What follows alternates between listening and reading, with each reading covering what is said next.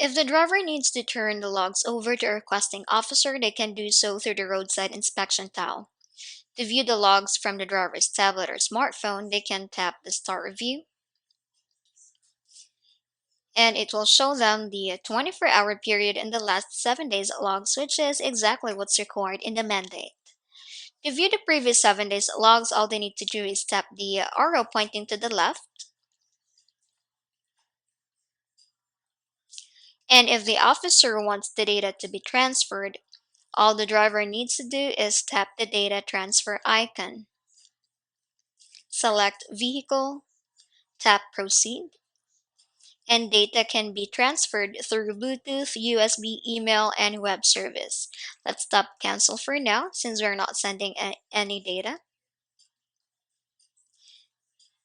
If there's a need to check for data transfer instruction, tap for instructions. The step-by-step instruction on how to do data transfer is here. And to go back to the main dashboard, just click the arrow pointing to the left. And this feature is password protected to protect the driver, so he can only show the log switches required on the mandate. So input your password and then tap OK. And now you're back to the main dashboard.